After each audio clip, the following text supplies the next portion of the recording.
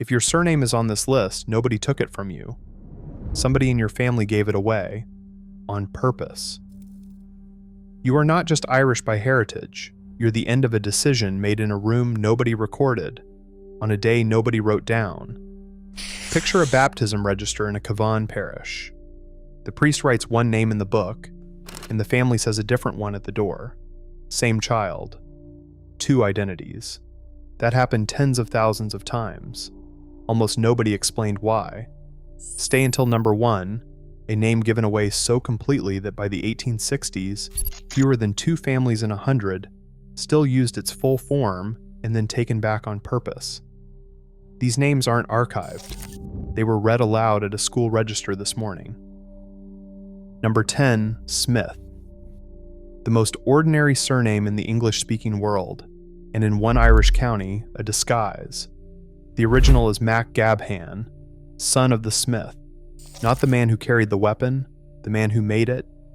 In the old kingdom of Breffni, now County Cavan, the McGabhans were a ruling family. In 1465, the Irish Parliament orders every Irishman living among the English in Dublin, Meath, Uriel, and Kildare to take an English surname of a town, a color, or a trade. Smith is on the approved list. Refuse and you forfeit your goods year on year. Cavan doesn't fight it. Most of the Mac Gabbans translate themselves.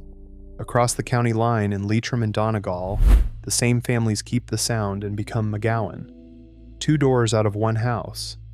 And plenty of Irish Smiths genuinely are English and Scots settler stock. The name proves nothing, which is exactly what made it safe. They emigrated into a world already full of Smiths, and nobody asked. Then in 1949, a man born at Cootehill in Cavan changed it back. Eric Dorman Smith signed himself Eric Dorman O'Gowan, 480 years after that statute. Not every family was pushed. One of them walked to the front of the room and offered. Number 9, Fitzpatrick.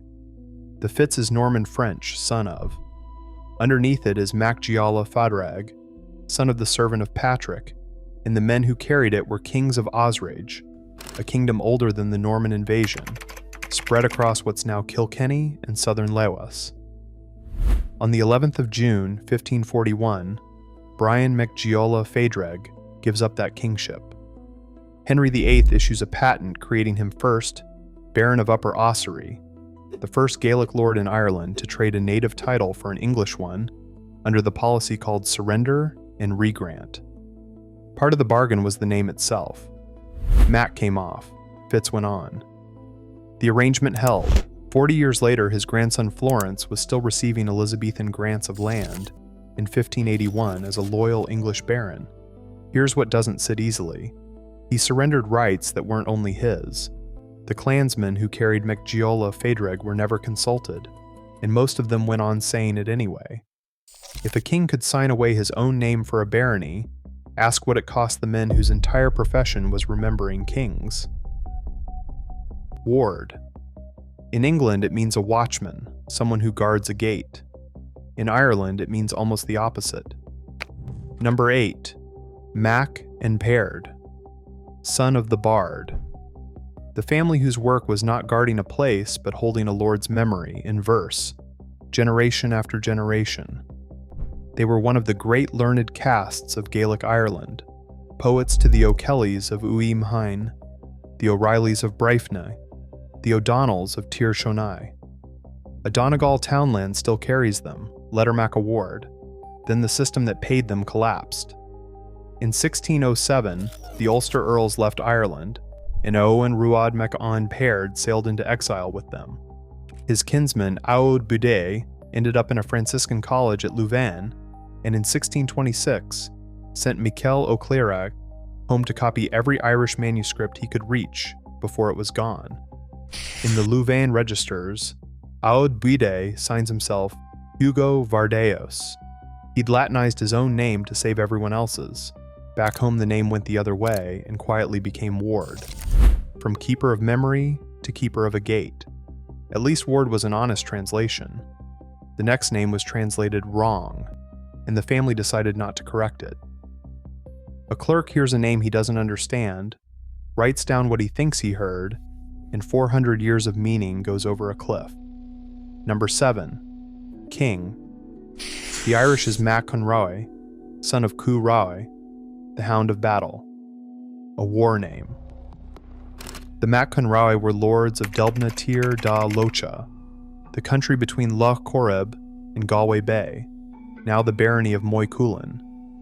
No statute did this one, no edict, just an English ear catching the sound of that final syllable and hearing re, the Irish word for king. So Mac Conroy became king. And here's the part that stays with me. The family didn't just accept the mistake. In the 19th century, they renamed their own ancestral seat to match it. Ballymaconry became Kingstown. That isn't a name being taken. That's a family deciding the error sounded better than the truth and building it into the ground.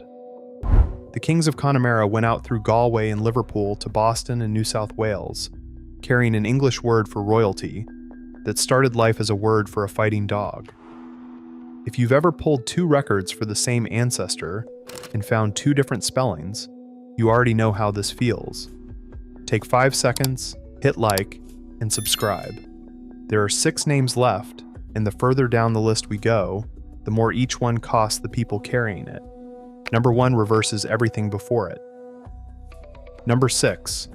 Costello. It sounds Italian. It isn't. It isn't originally Irish either. They came ashore with the Anglo-Norman invasion as the D'Angelos, Nangle in English, and within 3 generations they did something no Norman family in Ireland had done. They took an Irish name.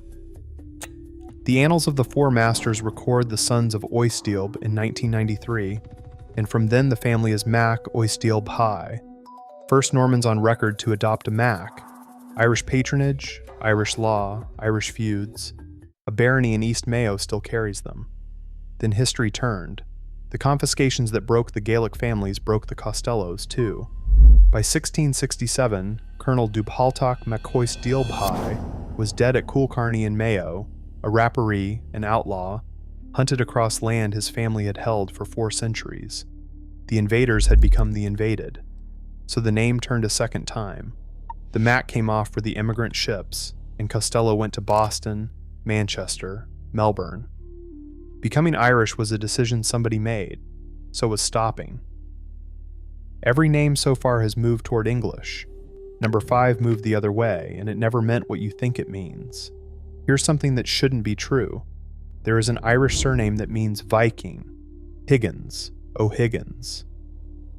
The Irish is O'Huigin, descendant of Wigan, and Wigan is the Gaelic rendering of the Old Norse Vikinger. The people who carried it weren't raiders, they were poets. The O'Huigin ran schools of poetry at Ballinary and Auchenry and Sligo, and Todd Godal O'Huigin was among the finest of them, killed, tradition says, over a satire he wrote, though the accounts disagree on the year.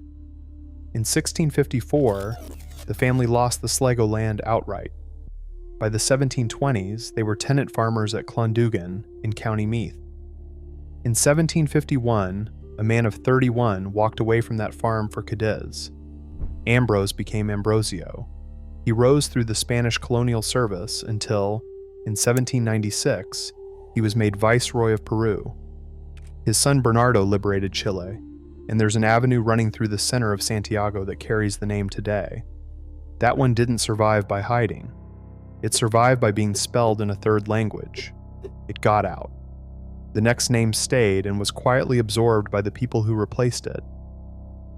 Some families lost their name to a law. This one lost it to a neighbor. Number 4, Agnew. The Irish is O'Gnim. They were OLMHS, chief poets, to the O'Neills of Clandeboy, holding the coast around Larne in County Antrim, and a small castle on a rock in the sea at Ballygally. They also knew how to survive. In 1602, both Brian and Fear Flatha O'Gnim appear on a list of pardons granted for loyal service to the crown under Randall MacDonald. Say that plainly, because it's the honest part. The poets who wrote the laments for the dying Gaelic world also took the crown's paper to stay alive in it. Then from around 1610, MacDonald began settling Scottish colonists across his lands, and by the early 1620s, one of them had taken Ballygally itself. Fearflata packed up and went south. He'd already started writing his own name in English. Ognim became Ogniv, then Agnew, a surname the incoming Scots already carried. Two peoples, one spelling, indistinguishable inside a century. Ognim disappeared into somebody else's name. The next family did something stranger. They named themselves after the thing they'd lost. Number 3, McNulty, Dunleavy. Two surnames, one family, and the older of them belonged to kings. Mac Dwyn Schleiby were the last royal line of Ulaid, the ancient overkingdom of eastern Ulster, ruling from Downpatrick. In 1177, John de Courcy's Normans broke them there, and it was permanent. By about 1200, the survivors were living in Donegal, at Kilmacrenan, under O'Donnell protection. They rebuilt themselves as physicians, hereditary doctors to the O'Donnell lords, and serious ones. Cormac Mac Dwyn Schleib, working around 1460, was the first to translate the great Latin medical texts of Europe into Irish, so that Irish-speaking doctors could finally read them. In Donegal, the family were known simply as Ultach, the Ulstermen. The nickname stuck so hard it became the ordinary word for a physician, and then it became the surname, Mac and Ultai, son of the Ulsterman, McNulty. Sit with that. A royal family, exiled inside their own country, choosing to be called after the province they could never go home to. They carried it south into Sligo and Mayo, and out onto the ships. They lost a kingdom and kept the address. The next family lost far less, and made their name worth more abroad than it had ever been at home. Number 2, Hennessy. O. Honghusa, descendant of Anghus. A Cork name, rooted at Ballymacmoy above the Blackwater, near Mallow. By the early 1700s, the penal laws had closed every ladder in Ireland to a Catholic gentleman's son. So Richard Hennessy took the one route still open, the road the wild geese had cut. France, the Irish Brigade, service under Louis XV, and the field at Fontenoy in 1745. Then he did what no one in Ballymacmoy could have predicted. In 1765, he opened a trading house at Cognac on the Charente, shipping brandy back to the country that had no room for him. The complication is real. The wild geese prospered by serving foreign kings, and a later Hennessy would govern a British colony. Survival abroad is rarely clean. The name went global in a shape no Cork parish register would recognize, and in the 1930s, the family bought Ballymacmoy back. He never went home. The name did. That one survived by leaving. Number 1 survived by being surrendered, and then taken back, deliberately, by a whole generation. Number 1, Sullivan, O'Swiliabine. The meaning is disputed, one-eyed, hawk-eyed, dark-eyed, and it barely matters because what the name actually carries is Barra. On the last day of December 1602, after Dunboy Castle had fallen and the people sheltering on Dursey Island had been killed, Donal Cam O'Sullivan Bear left the peninsula with 1,000 men, women, and children. 14 days, 500 kilometers, midwinter, fighting most of the way. On the 4th of January 1603, they reached O'Rourke's castle in Bryfney. 35 were still alive. Then came the slower erasure, and this is the part that matters. Across 2 centuries of penal law and tenancy, in keeping your head down, the families who survived Barra dropped the O. Not at gunpoint, because a man wanting work, or a lease, or a schoolmaster who wouldn't sneer, ran the numbers. By the middle of the 19th century, fewer than 2 Sullivan families in 100 still used it. They went out through Cork and Kerry to Boston and New York, where Sullivan was already the useful form, and then their grandchildren changed their minds. 14% by 1890, 21 by 1914, 60 by 1944, over 80 today, 2%. That's how close it came to being gone. Somewhere this week, at a kitchen table, somebody is going to print 2 documents and lay them side by side. The first is a ship's manifest. The name on it is spelled the old way, the way it was said in a townland, the way a clerk wrote it down from a voice. The second is a naturalization record, filed 11 years later in a courthouse in a city that man had never heard of as a child. Same person, different name, and the handwriting on the second document is his own. That's the whole story, right there. Not a clerk's error, not an official's shrug at a border. A grown man with a pen deciding what his children would be called and never mentioning it again. If your surname is on this list, nobody stole it. Somebody in your family decided. Osrage is gone. Ulade is gone. Delbna Tir Da Loka is a set of parish boundaries on an old map. The forges are cold, and the Bardic schools closed 400 years ago. But the name got read out at a school register this morning, in a warm room, by someone who has no idea what she's saying. So drop your surname in the comments below. I want to know which one you carry, and which of these 10 landed closest to your own family. And tell me the spelling, the way it left Ireland, or the way it arrived. Some of you are holding a version your great-grandfather chose, and you've never once wondered why.